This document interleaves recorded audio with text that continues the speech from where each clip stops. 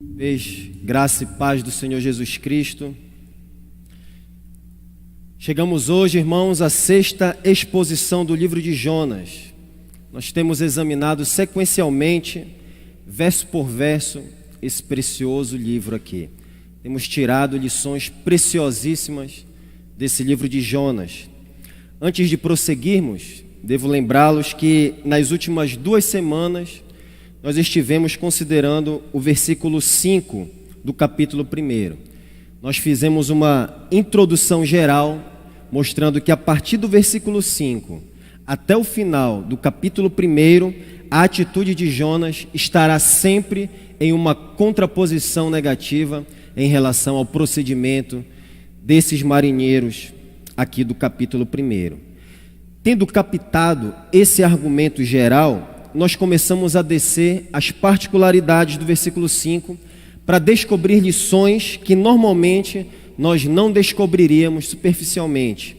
Na superfície, quero dizer, o texto bíblico.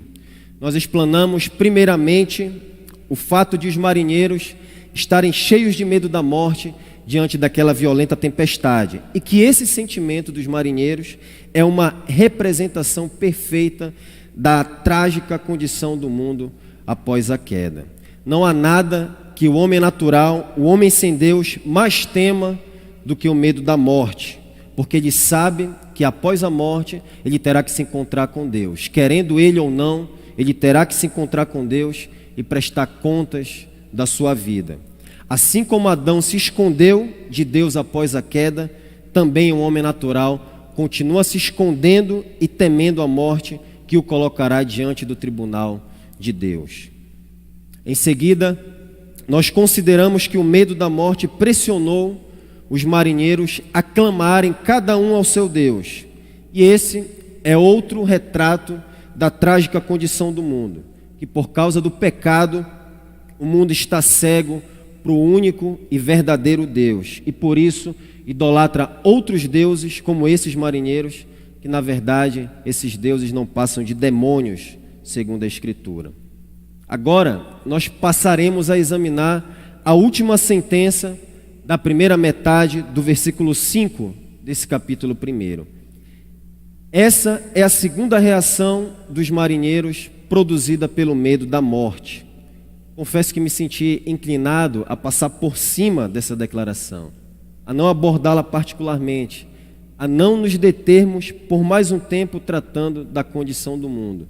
Poderíamos ter tratado ela de maneira mais geral na semana passada, no único sermão, ou poderíamos ter avançado diretamente para a segunda metade do versículo 5. Foi essa minha inclinação. Entretanto, o que me motiva a permanecer um pouco mais aqui nesse versículo 5 é que todo o otimismo e esperança de que o homem possui recursos suficientes em si mesmo e na religião para conduzir a sua própria natureza a um tipo superior, deve-se ao fato de uma má compreensão do ensino bíblico a respeito do homem natural, o homem sem Deus. Vou mais adiante e eu digo que a evangelização moderna ela é culpada exatamente da mesma coisa. Observem a maioria dos evangelistas com atitude messiânica, passando por cima do pecado na pregação do evangelho e diretamente perguntando se as pessoas querem aceitar a Jesus para contabilizá-las em alguma estatística falaciosa. Nós nunca devemos fazer vista grossa para a condição trágica do mundo e diminuir a ênfase que a Escritura dá a respeito do efeito do pecado no homem, o que o pecado causou em toda a humanidade. Suavizar a deplorável condição pecaminosa do mundo é diminuir ao mesmo tempo a grande obra do nosso Senhor Jesus Cristo na cruz. Vejamos então, irmãos, a última sentença que resta nós examinarmos aqui nesse versículo 5. Acompanhe comigo a leitura bíblica, Jonas capítulo 1, versículo 5. Então os marinheiros, cheios de medo, clamavam cada um ao seu Deus e lançavam ao mar a carga que estava no navio para o aliviarem do peso dela. Senhor Deus, pedimos a ação do Senhor, a intervenção do Senhor nessa noite. Para mim, que vou comunicar a Tua palavra, me ajuda a entregar com poder. E para os meus irmãos, para que ouçam a Tua palavra e ela encontre lugar nos corações, encontre bom solo aqui esta noite, Pai. Faz aquilo que nós nunca poderíamos fazer. Em nome de Jesus. Amém. Então nós temos aqui este versículo 5, a última parte dele, a última sentença. E lançavam ao mar a carga que estava no navio para o aliviarem do peso dela. Que carga os marinheiros jogaram ao mar não nos é dito. No entanto, o contexto histórico desse livro de Jonas nos fornece algum apoio para nós entendermos melhor essa declaração. Esses marinheiros, como já dito na semana passada, provavelmente eram fenícios, e a Fenícia consistia num grupo de cidades portuárias independentes que se localizavam na costa norte de Israel. Os fenícios, eles eram grandes inovadores comerciais, e àquela altura, no século VIII, o contexto aqui de Jonas, eles já haviam desenvolvido um grande império comercial marítimo. Os fenícios, inclusive, por conta da sua habilidade marítima, eles foram recrutados pelo rei Salomão para navegar até Ofir, para transportar ouro para Israel, conforme está registrado lá no primeiro livro de Reis, capítulo 9, versículos 26 e 28, caso você deseje tomar nota e conferir depois. Embora não fique claro aqui nesse primeiro momento o que os marinheiros lançaram ao mar, à luz desse contexto, nós podemos supor aqui três coisas. Primeiro, que aquele navio era uma embarcação comercial, cujo propósito era transportar bens e mercadorias para outro lugar. Segundo, se aquela era uma embarcação comercial, nós podemos supor que ali havia muita carga também. Terceiro, os marinheiros esperavam obter algum lucro daquela atividade, pois eles ganhavam a vida nessas viagens, passando até meses embarcados, o que eu imagino que seja a situação aqui, porque a viagem era de 4.000 quilômetros, a viagem que Jonas estava fazendo. A propósito, queria fazer uma correção. Numa das mensagens eu disse 8.000 quilômetros, escapou-me dos lábios essa numeração, mas na verdade são 4.000 quilômetros. Fica aqui a correção desse pregador falível. Portanto, irmãos, quando os marinheiros lançaram ao mar a carga que estava no navio, significa que eles estavam jogando fora suas posses e seus lucros para não morrer. Esses homens aqui estavam jogando fora seus investimentos e sua esperança de riquezas futuras. O caso em questão, irmãos, é uma ilustração perfeita de um princípio universal a respeito da trágica condição do mundo. O princípio é que o homem só considera que sua vida vale mais do que todos os bens deste mundo quando ele está sob circunstâncias aflitivas, graves, terminais. Observe esse princípio, esse mesmo princípio aqui, no caso da mulher que há 12 anos sofria com uma hemorragia, sem esperança de recuperação, conforme está registrado lá em Marcos 5. Ali nos é dito, no versículo 26 de Marcos capítulo 5, vocês conhecem a história, que aquela mulher, para não morrer, gastara tudo o que tinha, diz o texto. Até mesmo Satanás observou esse princípio essencial quando ele estava pedindo permissão a Deus para atacar a vida de Jó. Nós lemos lá em Jó, capítulo 2, verso 4, ouça com atenção: um homem dará tudo o que tem para salvar a própria vida. Isso daqui é verdade, tanto para aqueles que têm pouco, tanto para aqueles que têm muito. Quero lembrar vocês, para ilustrar esse ponto aqui, daquele caos pandêmico do ano passado, daquele colapso no sistema de saúde, de toda aquela confusão que nós vivemos aí no último ano. E as pessoas desesperadas e prontas a entregar tudo aquilo que elas consideravam de mais valioso para que elas pudessem viver. Essa é uma ilustração da qual todos nós fomos observadores. Todos nós fomos atores, participamos disso e também fomos observadores diretamente. A pandemia global obrigou milhões de pessoas, na verdade bilhões de pessoas, de súbito a considerar a verdade ensinada pelo Senhor Jesus em Lucas capítulo 12, versículo 15. A vida de um homem não consiste na abundância de bens que ele possui. Lucas 12, 15. Mas em condições normais, meus irmãos e amigos, o procedimento do mundo moderno é o direto oposto desse ensino de Jesus. Observe que agora, quase 2 anos depois do início da pandemia, tudo está voltando a ser como era. As pessoas fazendo das riquezas o centro das suas vidas. Tendo passado aquele perigo de morte, toda aquela confusão, elas voltaram a colocar sua vida nas riquezas, acumulando constantemente bens materiais em busca de prazer passageiro.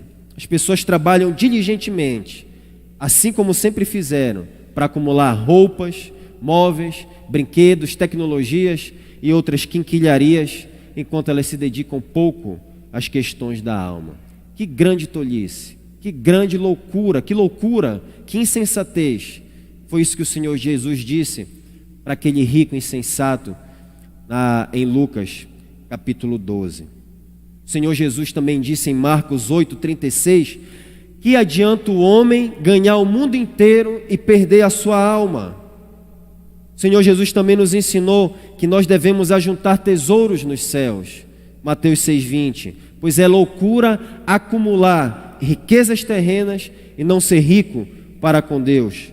Lucas 12:21. Por isso, meu querido amigo, a minha palavra para você essa noite, a aplicação pessoal desse princípio aqui, é para que você não seja como aqueles marinheiros.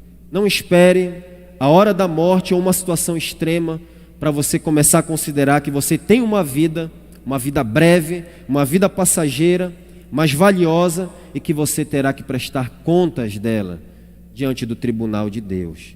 Você pode até ter acumulado muitos bens, riquezas, e considerar que você está abastado, que você não sente falta de nada.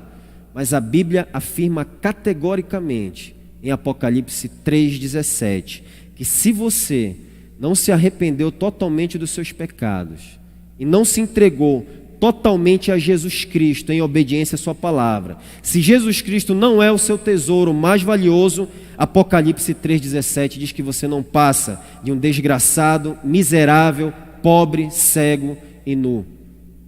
É o ensino da Escritura. Portanto, o chamado de Deus para as nossas vidas é para que nós nos arrependamos de não ter Cristo como o tesouro mais valioso das nossas vidas, de não considerar que as nossas riquezas de nada valem quando nós estamos diante da morte, e que só Ele é o nosso tesouro mais precioso. É importante dizer, para nós prosseguirmos, é importante, na verdade, nós nos localizarmos para nós prosseguirmos para o próximo ponto. Quero lembrá-los que nós estamos no epicentro de uma violenta tempestade. E essa aqui não é uma tempestade comum, moderada. Essa aqui é uma tempestade sobrenatural. Nós sabemos disso. E essa tempestade foi lançada especificamente contra aquele navio em que Jonas estava. Foi lançada pelo próprio Deus contra o navio de Jonas. Por causa disso, aqueles marinheiros estão profundamente perturbados, profundamente assustados. Eles nunca haviam visto uma tempestade como aquela. E por isso eles estão lançando a carga do navio ao mar para o aliviarem do peso dela. Agora é importante dizer também, irmãos, que eles estão se desfazendo de toda essa carga porque eles diagnosticaram errado a raiz do problema. Desse modo, a consequência segue-se que, obviamente, a solução aplicada para resolver o problema será igualmente errada. É como um médico que receita um analgésico para tratar um paciente com câncer, para tratar alguém que está em estado terminal. O problema fundamental aqui não era o peso da carga, nem mesmo a violência da tempestade. O problema fundamental naquele navio que estava a caminho de Tarsis era o pecado que se escondia em seu porão. Esse era o problema fundamental naquela situação. Toda aquela situação trágica era por causa do pecado. Da mesma maneira, todos os problemas da humanidade têm como causa primária, têm como raiz o pecado. As tempestades da vida, em última análise, são resultado do pecado.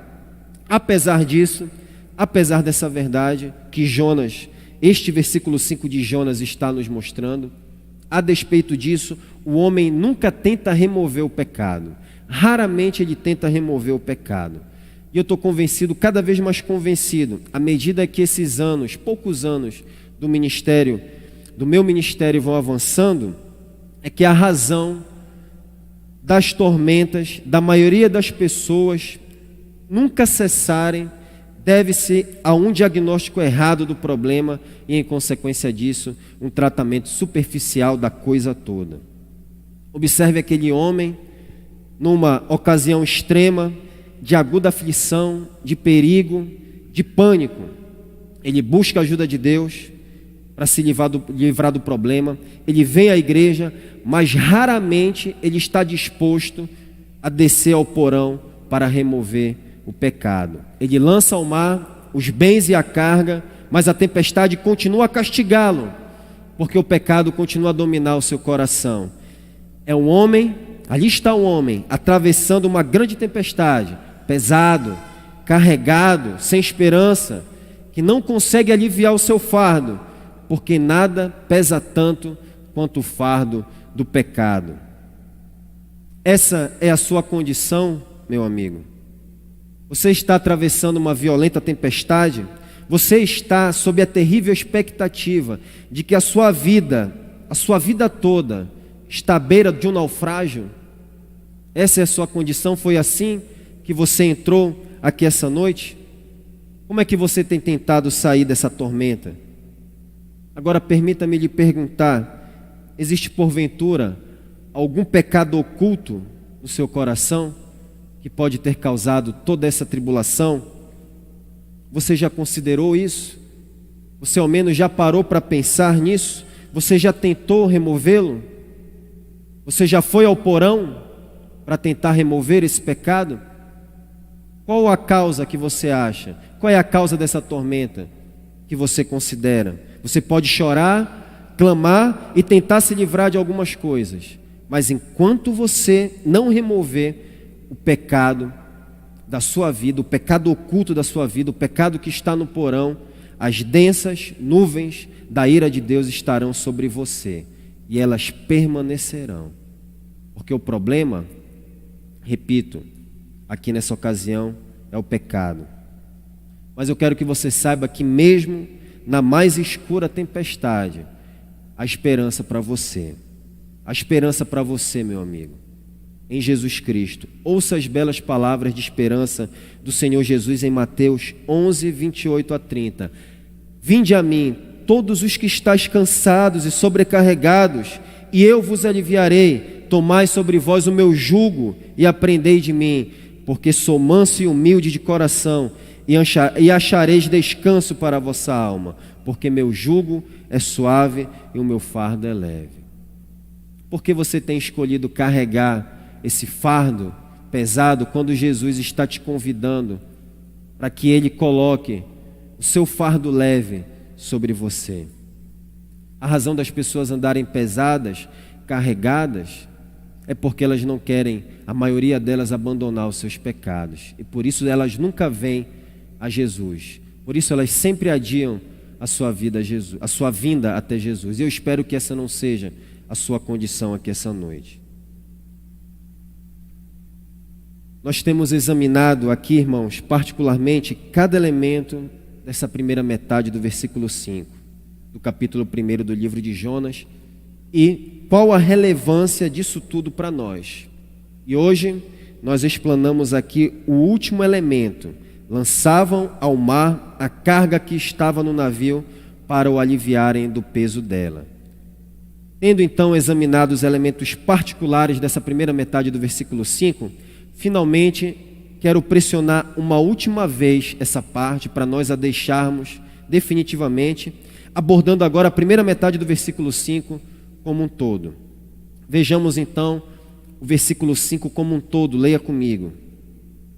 Então os marinheiros, cheios de medo, clamavam cada um ao seu Deus e lançavam ao mar a carga que estava no navio para o aliviarem do peso dela. A reação dos marinheiros diante dessa tempestade é o ponto dessa primeira parte do versículo 5. É isso que nós estamos examinando aqui, a atitude desses marinheiros. E esses marinheiros, reitero, estão numa circunstância extrema, catastrófica, em grande pânico.